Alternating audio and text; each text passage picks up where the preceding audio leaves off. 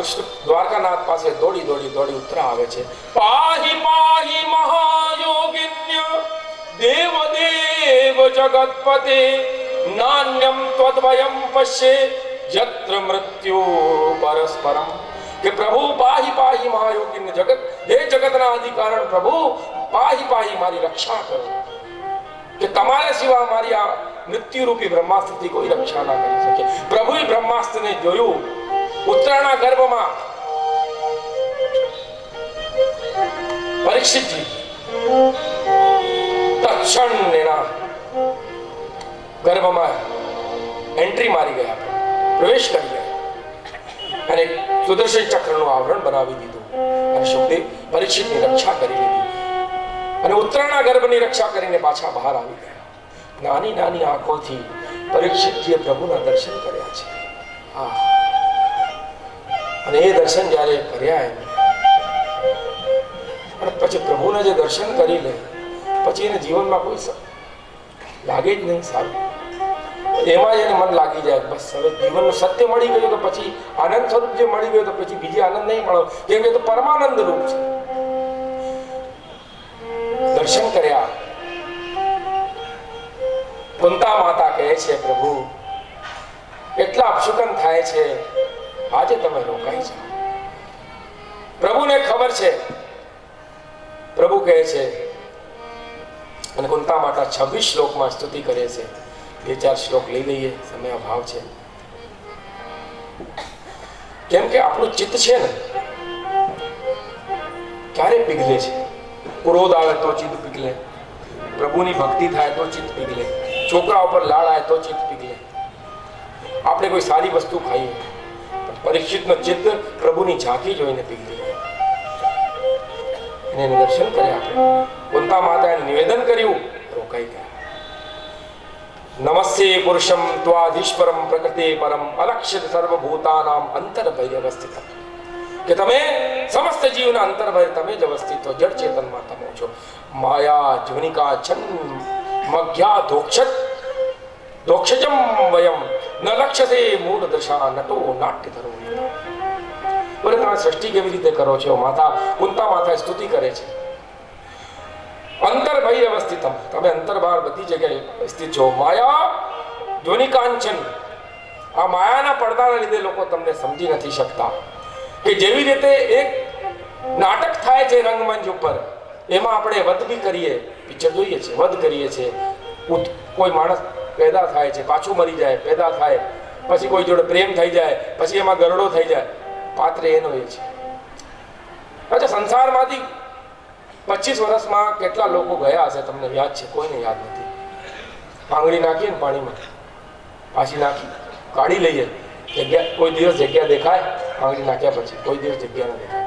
પાણીમાં આંગળી નાખો, પાછી ખેંચી લો, જગ્યા ભરી જાય. આ સંસાર છે, તમારી જગ્યા પાછો કોઈ આવી જશે, જગ્યા ભરી જશે. સંસારમાં તમને કોઈ દિવસ તમે એ ના કહી શકો કે મારું અસ્તિત્વ છે જેના કારણે સંસાર ચાલે છે. તમારે કારણે સંસાર નથી, સંસારના કારણે તમે છો. તમે જશો તો સંસાર ચાલશે.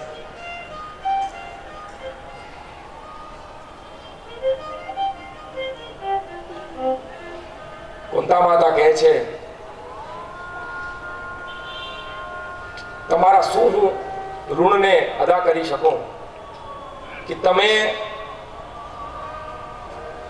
વિશાન મહાગરે પુરુષાદ દર્શનાદ અસત સભાયા વનવાસ કરશિદા. ભવનમાં જ્યારે આગ લગાડી તમે રક્ષા કરી, મારા એક બાજુ 5 પાંડવો 100 કૌરવ, તમારી અક્ષુણી સેના એમને આપી દીધી કૌરવોને. તમે મારા પુત્ર ઉપર કૃપા કરીને એમના અર્જુનના સખા રૂપે સારથી બનીને આખા કૌરવ કુલને તમે સમાપ્ત કરી દીધો. એવી કૃપા કુંતા માતા કહે છે કે તમે દેવકી વસુદેવ ઉપર નથી કરી. એવી કૃપા તમે પોતાના મા બાપ પર ઉપર નથી કરી, જો કૃપા તમે મારા ઉપર કરી છે.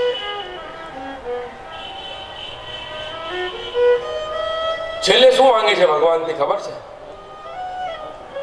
વિપદા સંતુ ન શશ્વતત્ર તત્ર જગત ગુરો ભવતો દર્શનમ યત સ્યાદ પુનર્ભવ દર્શનમ. કે પ્રભુ મને એટલી વિપદા આપજો, એટલી વિપદા આપજો, એટલું દુઃખ આપજો કે યત સ્યાદ પુનર્ભવ દર્શન, કે વારા ઘડીએ તમારા મને દર્શન થયા કે સુખ में સુમિરણ કોઈ નથી કરતું, कि दुख में सुमिरण सब करे और सुख में सुमिरे न कोई। जो दुख में सुमिरण करे तो दुखी काहे को હોય?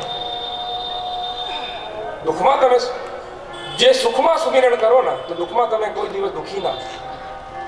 આપણે સુખ આવે ને તો ભગવાનને ભૂલી જઈએ, દુઃખ આવે ને તો યાદ કરે. એટલે કુંતા માતા કહે છે કે વિપદા સંતુ યત્ર તત્ર તત્ર જગત. ભગવાન ત્યાં છે कि सुख के माथे सिर पड़े जो हरि हृदय सूजाए, बलिहारी वा दुख की जो पल पल नाम रटाए. यात्रा स्थगित, रोकाई गया. રોકાવાનું કારણ ભીષ્મ પિતામહ કૌરવ કુરુક્ષેત્રની ધરતી પર બાણથી વિધેલા ત્યાં પડ્યા છે, મૃત્યુની પ્રતીક્ષા કરે છે, કેમ કે એને ઈચ્છા મૃત્યુનું વરદાન છે. ભગવાન જગતનો આદિ કારણ બધું ધ્યાન રાખે એને ખબર છે કે આજે મારો ભક્ત મને યાદ કરી રહ્યું છે, અને એ જે સ્તુતિ છે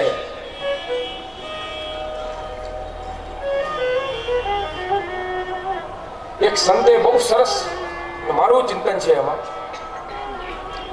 આ ચિંતન જીવનમાં પકડી લેશો ને જીવન ધન થઈ જશે. યુધિષ્ઠિરને જ્ઞાન આપે છે. યુધિષ્ઠિર મનમાં ગ્લાનિ કરે છે કે મારા કુલના એટલા કૌરવો મેં મારી દીધા, જીવનમાં કશું બાકી રહ્યો નથી, અને મેં એટલા વધ કર્યા, મારા પરિવારના લોકોને મેં વધ કર્યા. ધર્મરાજ યુધિષ્ઠિર મનમાં વિચાર કરે છે, મારી દીધા મેં એટલા લોકો. ભગવાનને ખબર પડે છે, એને જ્ઞાન આપવાનો પ્રયત્ન કરે છે. અર્જુનની શ્રદ્ધા ભગવાનમાં છે, દ્વારકાનાથમાં, યુધિષ્ઠિરની નથી. યુધિષ્ઠિરની શ્રદ્ધા ભીષ્મ પિતામાં આવે છે. ભગવાને આજે આજ્ઞા આપે છે કે ચલો આજે ભીષ્મ પિતામાંથી મળવા આવીએ, મળીને આવીએ. ભીષ્મ પિતામાં પાછો પાંડવને જોઈને કહે છે આવ યુધિષ્ઠિર, અર્જુન આવો. ધીમેથી કહે છે यम मन्नसे मातुलेयम प्रियम मित्रम श्रुतम अकारो सचिवम दूतम श्रुताद तत्सारथिम. कि अर्जुन तेरा सखा नहीं आया, कि तारू सखा आज नहीं આવ્યો. શું કહે છે કે બોલે અકારો સચિવમ, કે ક્યારે સચિવ બનીને આવ્યા મહાભારતના યુદ્ધના પહેલા, ક્યારે દૂત બનીને આવ્યા, અને ક્યારે તારા સારથી બની ગયા. આ મિત્રની પહેચાન છે સાહેબ, આ ઓળખ છે મિત્રની, આ ઓળખાણ હોય કે ક્યારે દૂત બની જાય, ક્યારે સારથી બની જાય, દુઃખ આવે તો સારથી બની જાય.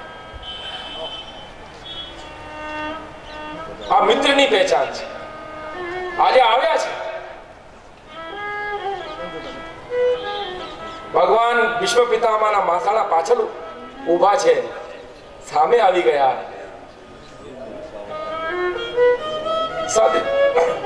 અને ભીષ્મ પિતામહ નમસ્કાર. ભીષ્મ પિતામહ કહે છે કે પ્રભુ આટલા સમય મેં આપની પ્રતીક્ષા કરી છે, આટલા સમય મેં આપની પ્રતીક્ષા કરી છે. આજે આપ પધાર્યા અને બહુ પ્રસન્નતા થઈ. સદેવ દેવો ભગવાન પ્રતીક્ષતામ કલેવરમ यावदिदं विनोम्यं प्रसन्नः सर्वलोचनुल्लसमुखाम्बुजो ध्यानपतश्चतुर्भुजो. મારા જ્યાર સુધી પ્રાણ નહીં જાય ત્યાર સુધી પ્રસન્નચિત્ત મુદ્રામાં તમે મારે સામે ઉભા રહો, આ મારી ઈચ્છા છે. ભક્ત કે બસ में है ભગવાન. પરમાત્મા ભક્તના બસમાં થઈ જાય છે. ભક્તની કૃપા છે, ભક્તની ભક્તિ એવી હોય છે. ભગવાન કૃષ્ણ મનમાં વિચાર કરે કે મળવા આયા તો આજે તો ભીષ્મ પિતામહ ફસાઈ ગયું, ઉભો રહેવું પડશે ને હવે ક્યારે પ્રાણ ત્યાગશે ખબર નહીં. પંઢરપુરના પુંડરીક બ્રાહ્મણ બહુ મા બાપની સેવા કરી અને એ મા બાપની સેવાનું એને ફળ મળ્યું. દ્વારકાનાથ અને રૂકમણીજીની ઈચ્છા થઈ કે આજે હું મળીને આવો પંઢરપુરના પુંડરીકને મળવા આવ્યા છે. ભગવાનને કહ્યું મા બાપની સેવા કરું છું પ્રભુ, આ ઈંટ મૂકી છે એના પર આપ બેસો. ભગવાનને પ્રતીક્ષા માટે મા બાપની સેવાને લીધે ઉભા કરી અને ભગવાન તે આજે જ પૂજિત છે અને સાક્ષાત બિરાજે છે.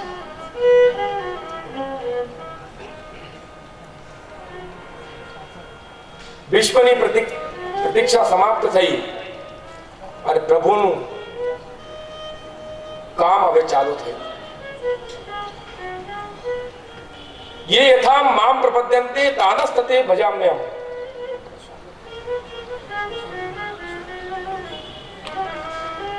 કે જે ये यथा माम प्रपद्यन्ते, કે જે મને જે ભાવથી ભજે છે હું એને એ ભાવથી મળી જાઉં છું. ભગવાન કૃષ્ણ ગીતામાં કહે છે, ચોથા અધ્યાયનો 11મો શ્લોક. એક સમયની વાત, મહાભારતનું યુદ્ધ ચાલે છે. અર્જુન સવારમાં ભગવાન દ્વારકાનાથની શિબિરમાં જાય છે અને જઈને જોયે છે ભગવાન ધ્યાન કરી રહ્યા છે. અર્જુન બેસી જાય છે. ભગવાન કલાક પછી ધ્યાનમાંથી ઊભા થાય છે. પૂછે છે કે પ્રભુ આપ કોનું ધ્યાન કરો છો? ભીષ્મ પિતામહ કહે છે, દ્વારકાનાથ કહે છે કે હું ભીષ્મ પિતામહનું ધ્યાન કરું છું. તે કારણ શું? બોલે ભીષ્મ પિતામહ મારું ધ્યાન કરે છે. તમે પ્રભુનું ધ્યાન કરો ને, પ્રભુ તમારું ધ્યાન કરે. ધ્યાન કરે નહીં, તમારું ધ્યાન રાખે સાહેબ. બોલો જય શ્રી કૃષ્ણ. આપણામાં પ્યાસ જોઈએ અને ભક્તિની 5 કક્ષાઓ છે. લખી લેજો, સ્મરણ કરી લેજો. પ્યાસ, પ્રયાસ, પ્રાર્થના, પ્રતીક્ષા અને પ્રસાદ. પ્યાસ હોય ને તો જ પ્રયાસ સફળ હોય. ઘણા બધા લોકો શું કરે છે, આપણને કોઈ 40 માળાનું અનુષ્ઠાન આપી દે, કાલે કરી લઈશ, પરમ દિવસે કરી લઈશ. અને કોઈ આપણને કહી દે આ 40 માળા છે ને તું રોજ 40 દિવસ સુધી કરશે ને તો તને રોજે લાખ રૂપિયાની પ્રાપ્તિ થશે. પહેલા દિવસ ચાલુ થઈ જાય, પ્યાસ જાગી જાય. પ્યાસ ચાલુ 40 માળા તમે પછી તો ભૂલે. ભગવાન પણ એને છે ને પ્રત્યક્ષ જ દેખાય, પછી મન પણ નહીં એનો આમ ડગુમગું થાય. આ પ્યાસ પણ નિસ્વાર્થ પ્યાસ કે ભગવાનની ભક્તિ. પ્યાસ હોય તો જ પ્રયાસ સફળ હોય. અને ઘણી વખત આપણે પ્રયાસ કરીએ છીએ અને પ્રયાસ સફળ નથી થતા. માણસ દુઃખી થઈ જાય, બેસી જાય. કોઈ માણસ 10મા ધોરણમાં ફેલ થઈ જાય, એ ડિપ્રેસ થઈ જાય. સાહેબ પ્રયાસ કરવાનો, અને પ્રયાસ સફળ ના થાય પ્રાર્થના કરવાની, પ્રયાસ સફળ થઈ જશે. બોલો જય શ્રી કૃષ્ણ. પ્રયાસ ના સફળ થાય તો પ્રાર્થના કરવાનો, અને જ્યારે પ્રાર્થના આપની પૂરી થાય ને પછી પ્રતીક્ષા કરવાની.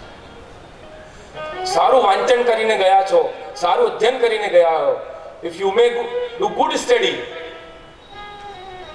in your class, nobody can stop you to pass you. કોઈ તમને રોકી નથી શકતો. What is the definition of luck? Labor under correct knowledge. LUCK. L એટલે લેબર, U એટલે અંડર, C એટલે કરેક્ટ નોલેજ. સહી જ્ઞાન પ્રમાણે તમે અગર મહેનત કરો, કર્મ કરો, દુનિયામાં કોઈ એવી વસ્તુ નથી જે તમને ના મળી શકે. બધી વસ્તુઓ સાધી થઈ જાય. એ કહેવાય છે લક.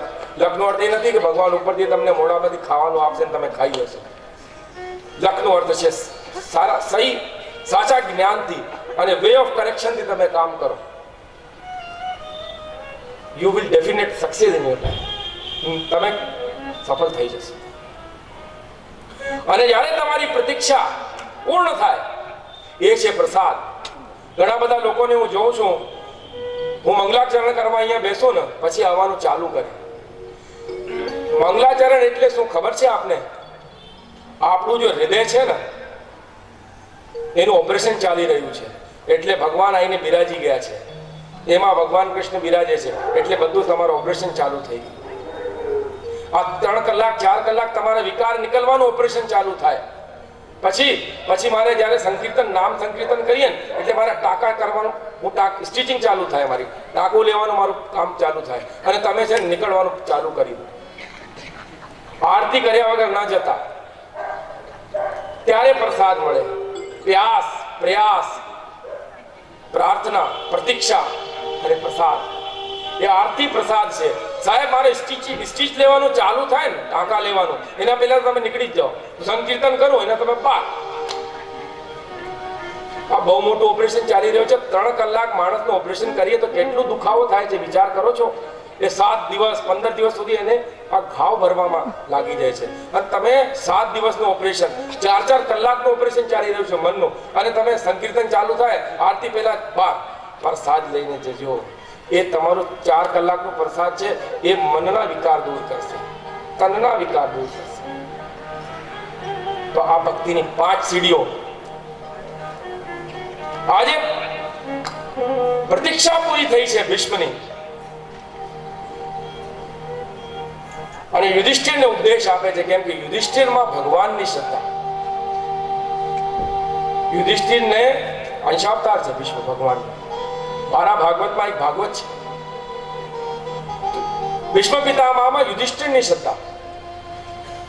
દાન ધર્માન, રાજ ધર્માન, મોક્ષ ધર્માન, વિભાગશ્ચ સ્થિતિ ધર્માન, ભગવત ધર્માન, સમાસ વ્યાસ યોગતમ. બધું સમજાયું યુધિષ્ઠિરને. મનની જેટલી એની ગ્રંથિઓથી દૂર કરી. સંસારમાં શું છે, શાના લીધે આપણે દુઃખી છીએ. ઉત્તરાયણનો સમય આવી ગયો, શરીર ત્યાગ કરવાનો સમય આવ્યો ભીષ્મ પિતામહનો. હવે આમાં બી સંતોએ કેટલી ઉચ્ચ કોટીની દ્રષ્ટિ રાખી છે કે ભીષ્મ પિતામહે ઉત્તરાયણમાં કેમ પ્રાણ ત્યાગ્યા, દક્ષિણાયનમાં કેમ નથી ત્યાગ્યા, પ્રાણ ત્યાગ્યા. એ પ્રાણ ત્યજવાને પાછળ કારણ છે કે ઉત્તરાયણમાં આજે જો શરદી ઠંડી છે, એકે વાદળ નથી. વાદળો છે આકાશમાં નહીં, દક્ષિણાયનમાં વાદળ.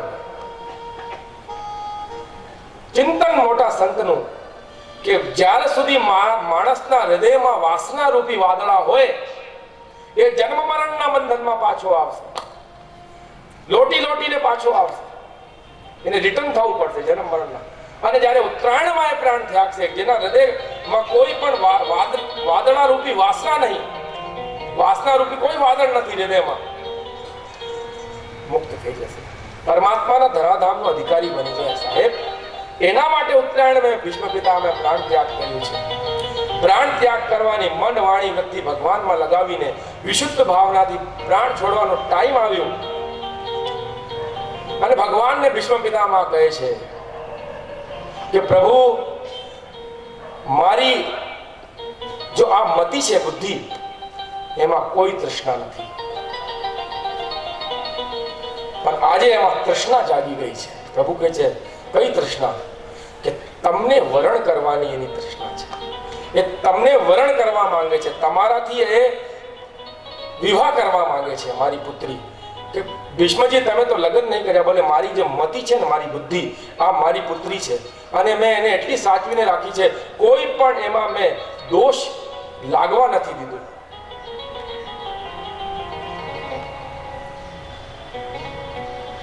ઇતિમતિ રૂપકલ પિતા વિતૃષ્ણા ભગવતી સાત્વત પુંગમે વિભુમ્ને સ્વસુખમુપગતે ક્વચિદ વિહર્તુમ પ્રકૃતિમુપેયુષી યદ્ભવ પ્રવાહ.